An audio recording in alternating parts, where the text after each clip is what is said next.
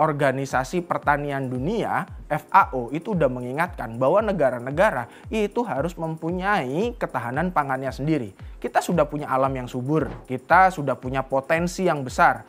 Yang dibutuhkan kemudian adalah komitmen dan kemampuan pemimpinnya untuk mewujudkan kedaulatan dan ketahanan pangan. Dan itu seperti yang dikatakan Pak Jokowi hanya bisa dilakukan oleh Pak Ganjar Pranowo. Halo dulur, gue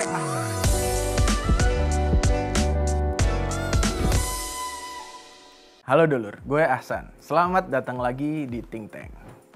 Jadi, di Rakernas PDIP, Pak Jokowi dalam pidatonya itu bilang, habis bisik-bisik sama calon presiden Ganjar Pranowo. Dia ngomong, kata Pak Jokowi ini, kalau nanti sehari setelah Pak Ganjar dilantik, harus sudah gaspol program kedaulatan pangan untuk mewujudkan ketahanan pangan di Indonesia. Menurut gua, statement Pak Jokowi itu bukan cuman informasi, tapi sebuah testimoni kepada Pak Ganjar bahwa Pak Jokowi ini percaya dan mengakui Pak Ganjar itu bakalan bisa menciptakan kedaulatan pangan dan ketahanan pangan bagi Indonesia dibandingkan capres-capres lainnya.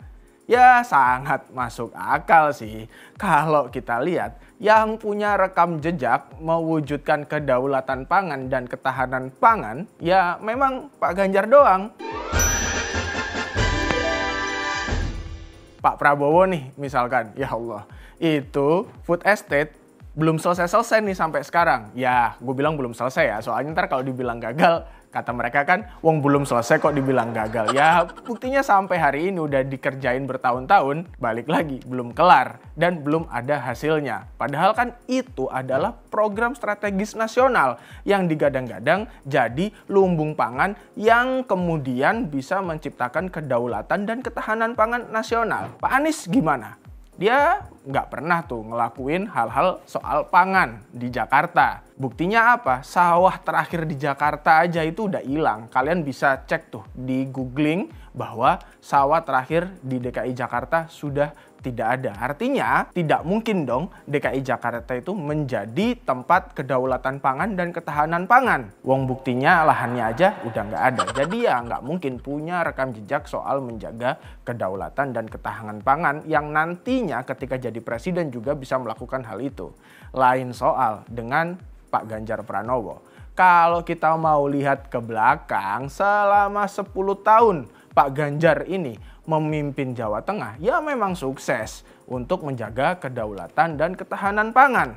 Buktinya nih, di Jawa Tengah, petani-petani itu indeks panennya itu sudah meningkat. Gak cuma 1 kali atau 2 kali setahun, tapi bisa 3-4 kali setahun. Dan itu terlihat dari nilai tukar petani yang merupakan standar untuk melihat kesejahteraan petani itu meningkat. Karena ya semakin banyak panen, otomatis pasti pemasukan petani ya meningkat. Gitu loh, karena kan banyak hasil yang bisa dijual. Jadi kan kalau kita ibaratkan dalam setahun nih, panen kalau sekali yaitu cuman buat makannya si petani. Tapi kalau mampu panen 2 kali, yang kedua itu bisa dijual. Apalagi kalau ketiga dan keempat. Artinya stok yang ketiga dan keempat itu bisa jadi cadangan pangan untuk di daerah tersebut. Ya dalam hal ini Jawa Tengah. Dengan nilai tukar petani di Jawa Tengah yang konsisten 100 ke atas, artinya progresif, ini menunjukkan ekonomi petani di Jawa Tengah itu stabil. Dan ini, kesuksesan ini tidak lepas dari program-program Pak Ganjar yang memang serius menjaga petani. Menjaga petani ini nggak cuma dikasih subsidi pupuk gratis ya, tapi bahkan dibikinkan asuransi loh. Asuransi tani untuk menjadi bantalan atau pelampung bagi petani-petani ini ketika gagal panen. Jadi mereka tidak merugi.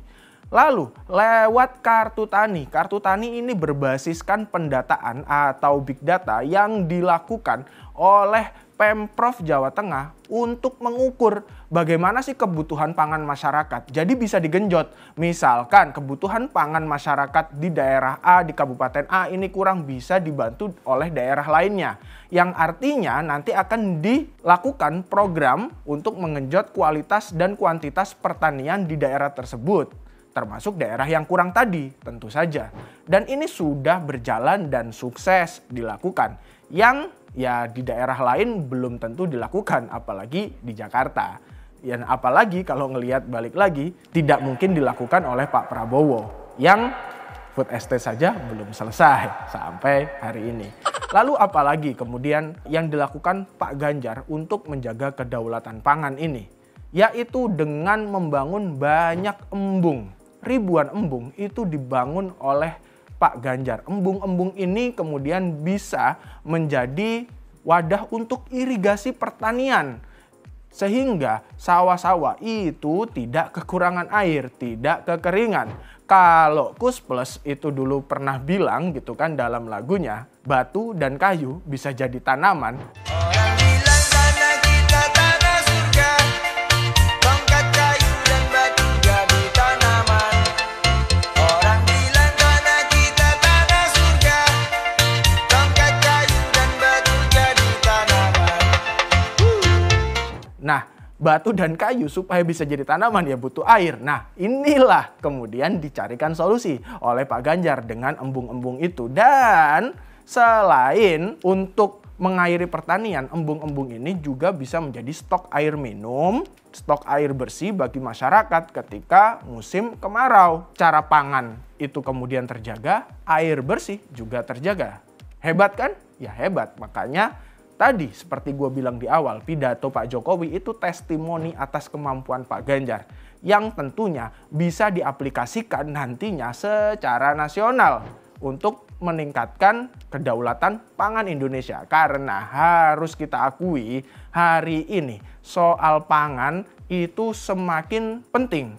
Kenapa? Karena pasca pandemi negara-negara ini banyak yang kemudian tidak mau mengekspor bahan makanannya, semakin istilahnya selfish, semakin sendiri-sendiri. Mereka mementingkan kepentingan dalam negerinya. Sementara kita kalau cuman mengandalkan impor dari negara lain, impor beras, impor daging dan lain-lain, ya terutama beras lah ya sebagai makanan pokok, ya kita akan kekurangan. Makanya Organisasi Pertanian Dunia FAO itu udah mengingatkan bahwa negara-negara itu harus mempunyai ketahanan pangannya sendiri. Kita sudah punya alam yang subur, kita sudah punya potensi yang besar. Batu dan kayu ditanam, ditambah dengan air tadi kan bisa menjadi tanaman. Sesubur itulah negeri kita. Yang dibutuhkan kemudian adalah komitmen dan kemampuan pemimpinnya untuk mewujudkan kedaulatan dan ketahanan pangan. Dan itu seperti yang dikatakan Pak Jokowi hanya bisa dilakukan oleh Pak Ganjar Pranowo. Bye.